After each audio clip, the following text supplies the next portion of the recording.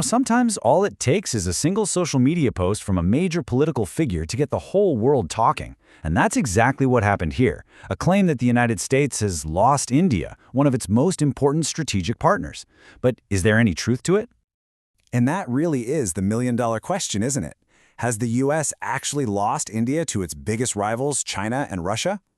This question really cuts to the core of how the world is changing, and it exposes two totally different ways of looking at global politics. Welcome.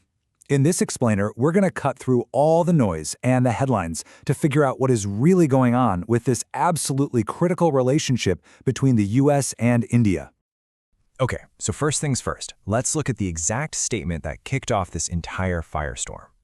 And boom, there it is. On September 5th, Donald Trump posted this on Truth Social.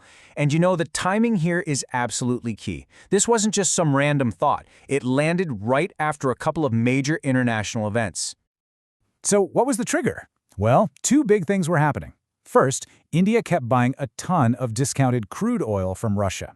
From a U.S. perspective, that move is seen as helping Russia get around international sanctions. Then, right around the same time, you had the big Shanghai Cooperation Organization summit. Photos of the leaders of India, Russia, and China all meeting together started circulating, and that sparked a lot of concern about a new Eurasian power bloc forming. You put those two things together, and you get the social media post that we're talking about. Now, to really get where this claim is coming from, you have to understand the whole philosophy behind it. It comes from a very specific and very transactional way of looking at foreign policy. So if you're looking at the world through this America First lens, things look very different. India buying Russian oil isn't just a smart energy deal, it's seen as directly undermining American foreign policy and funding a rival. That SCO summit, it looks like a direct challenge to American leadership on the world stage. The core belief here is that alliances should be all or nothing. You're either 100% with us on everything or you're against us. And if you're not fully aligned, then tools like tariffs are on the table to force you into line. But that is just one side of the coin. To get the full picture, we have to flip it over and look at India's approach, which is, it's completely different. It's based on a foreign policy idea that they've been following for decades. And it all boils down to this one key concept: strategic autonomy. You might also hear it called multi-alignment, but it's the same idea. Think of it as the core software running India's foreign policy. It means India purposely avoids getting locked into any single camp or alliance. Instead, it maintains the freedom to work with all the major powers, the US, Russia, China, you name it, to do what's best for its own national interests. It's not about picking a side, it's about having the independence to deal with all of them. And right here, you can see these two worldviews just clashing head-on. The transactional view says, you're with us or against us, and loyalty is measured by how closely you follow our lead. India's view of multi-alignment, though, says its security and its economy are best served by carefully balancing all these powerful relationships, not by choosing one over the others. So you might be asking, okay, but why? Why keep dealing with Russia and China when it causes friction with the U.S.? Well, it's not abstract. It's incredibly practical.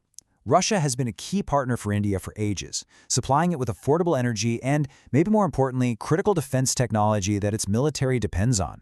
And with China, being part of a group like the SCO is a way to keep the lines of communication open, which is absolutely essential for managing the very real, very tense situation along their shared border.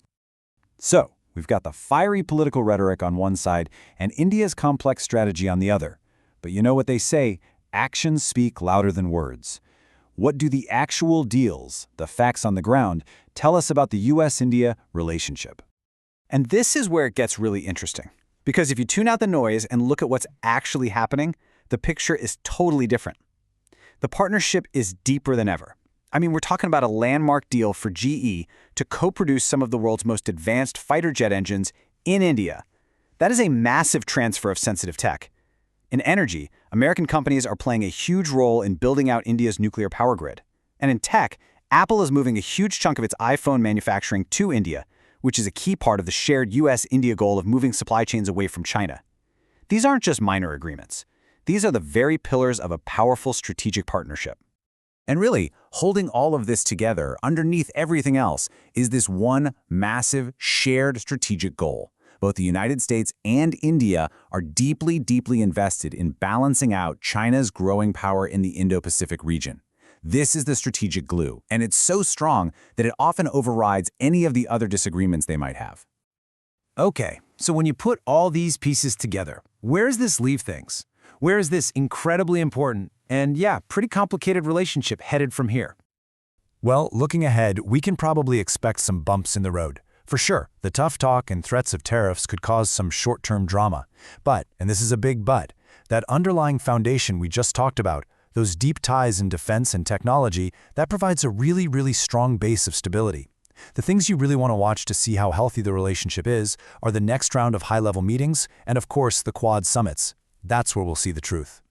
So let's circle back to the big question we started with. Has the U.S. actually lost India? Based on everything we've looked at, the partnership seems way more resilient and far deeper than a single social media post might make you think. The real issue here isn't about being lost or won, it's about a fundamental clash between two very different ways of seeing the world. So I'll leave you with this. In the messy, complicated world we live in today, is an all-or-nothing approach to alliances the smartest path?